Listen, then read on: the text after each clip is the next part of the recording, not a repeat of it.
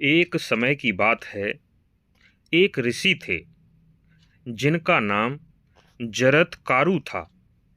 वह बहुत बड़े ज्ञानी और धर्म के अच्छे ज्ञाता थे। लेकिन वह जरत्कारु नाम के ऋषि हमेशा यात्रा ही करते रहते थे। हमेशा यात्रा करते रहने वाले ऋषियों को यायावर ऋषि कहते हैं। जहाँ शाम हुई उसी स्थान पर अपना डेरा डाल दिया। सुबह होते ही फिर चलना प्रारंभ कर दिया। इस प्रकार उन्होंने लगभग सभी तीर्थों को घूम लिया था। कभी उन्हें भोजन मिल जाता था और कभी कभी बिना भोजन के ही वह अपनी यात्रा जारी रखते थे। घूमते घूमते एक समय उन्होंने एक विशाल गड्ढा देखा जिसमें अपने पूर्वजों को अर्थात पितरों को ऊपर पैर और नीचे सिर किए हुए अर्थात उल्टा लटके हुए देखा। ऋषि जरत्कारु अपने पितरों को पहचान नहीं पाए थे। इसलिए उन्होंने पूछा कि हे प्राणियों, आप ऊपर को पैर और नीचे को मुंह करके लटके हुए हो, आखिर आप कौन हैं और इस स्थिति में आने का आपका कारण क्या है? तब उन पितरों ने कहा कि हमारा जरत्कारु नाम का एक ही पुत्र बचा है। वह भी बचपन से तपस्या में संलग्न रहता है। उसने बिना विवाह किए और वंश परंपरा को बिना आगे बढ़ाए ही अपना सारा जीवन तपस्या में लगा दिया है। अब हम इसी बात से दुखी हैं कि हमारी वंश परंपरा नष्ट हो रही है, जिसके कारण हमारी यह स्थिति हो रही है। तब जरत्कारु जी ने अपने पितरों से पूछा कि आपके उस पुत्र का नाम क्या है? उन पितरों ने कहा कि उसका नाम जरत्कारु है। यह सुनकर जरत्कारु बहुत दुखी हुए और अपने पितरों को पहचान कर कहा कि मैं ही आपकी वह संतान हूँ। आप लोग मेरे ही पितर हैं। अब आप मुझे बताइए कि मैं आपके लिए ऐसा क्या कार्य करूं कि आपका उद्धार हो जाए। तब जरत्कारु के पितरों ने वही बात दोहराई कि तुम किसी तरह विवाह कर लो और संतान उत्पन्न करो, जिससे कि आगे वंश चल सके। उसके बाद तुम्हें जो करना है वह करो। अपने पितरों की बात सुनकर तपस्वी जरत्कारु ने कहा कि मैं विवाह तो कर लूँगा, लेकिन मेरी दो शर्तें हैं। पहली शर्त है कि मैं उस कन्या से विवाह करूँगा जिसका नाम मेरे जैसा ही होगा, और दूसरी शर्त यह है कि मुझे बिना प्रयास के ही कन्या प्राप्त हुई हो। लेकिन मैं तो धनहीन हूँ, मेरा कहीं ठिकाना भी नहीं है। जैसे ही रात हो जाती है उसी स्थान पर रुक जाता हूँ। सुबह होते ही फिर यात्रा के लिए चलने लगता हूँ। ऐसी स्थिति में भला कोई भी पिता या भाई बंधु अपनी कन्या या बहन का विवाह मेरे साथ क्यों करेगा? क्योंकि ना तो मेरे पास घर है और न धन है।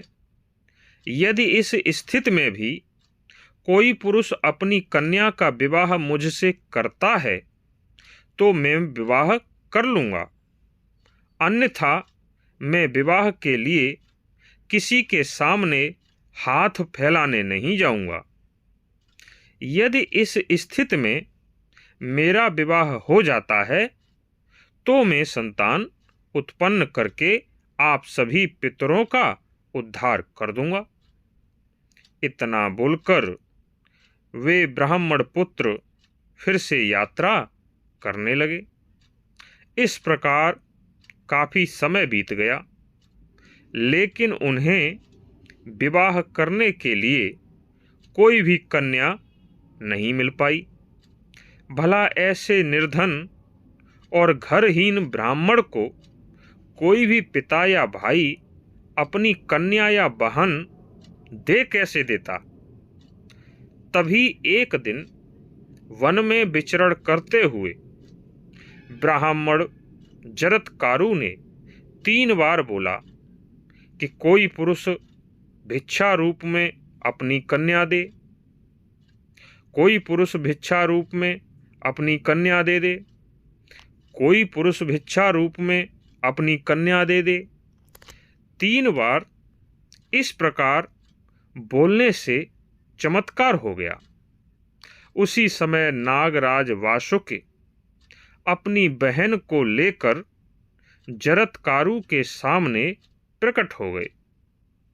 नागराज वासुकि ने जरत्कारु ऋषि से कहा कि हे ऋषिवर, यह मेरी बहन, भिक्षा के रूप में इसे ग्रहण कीजिए। शर्त के अनुसार ऋषि जरत्कारु को अपने ही नाम वाली कन्या से विवाह करना था। इसलिए उन्होंने नागराज वासुकि से कहा कि हे नागराज, भिक्षा के रूप में जिस कन्या को दे रहे हो उसका नाम क्या है। नागराज वासुकि ने कहा कि यह मेरी बहन है और इसका नाम भी जरत्कारु ही है। जब एक ही नाम वाली कन्या विवाह के लिए मिल गई तो इस प्रकार जरत्कारु ऋषि ने नागराज वासुकि की बहन, जिसका नाम भी जरत्कारु ही था, उसके साथ पूरे शास्त्रीय विधि विधान से विवाह कर लिया।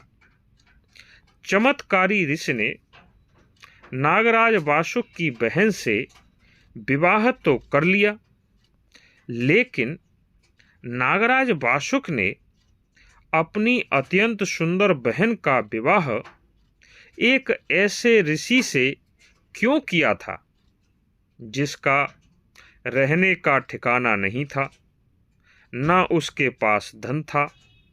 आखिर ऐसा क्या कारण था जिसने नागराज वासुकि को अपनी बहन का विवाह एक निर्धन और घरहीन ब्राह्मण से करना पड़ा। इसका मुख्य कारण यही था कि नाग माता कद्रु ने अपने ही पुत्रों को श्राप दिया था कि भविष्य में जन्मेजय के यज्ञ में तुम सबको भस्म कर दिया जाएगा। इसलिए नागराज वासुकि ऐसे किसी महापुरुष की खोज में थे जो नाग माता कद्रु के श्राप को प्रभावहीन कर सके। जब उन्हें जरत्कारु ऋषि के बारे में पता लगा तो उन्होंने अपनी अप्सराओं के समान सुंदर बहन का विवाह उनसे कर दिया, यह जानते हुए भी कि उनके पास न घर है और न धन है। लेकिन ऋषि जरत्कारु के पास सबसे उत्तम धन, उनका तप, उनका ज्ञान और वर्षों से अर्जित पुण्य थे, जिनकी नागराज वासुकि को अत्यंत आवश्यकता थी, क्योंकि अपने जाति भाइयों को जन्मेजय की यज्ञ से भस्म होने से बचाने के लिए अब आगे क्या हुआ यह हम अगले वीडियो में बताएंगे। तब तक के लिए धन्यवाद।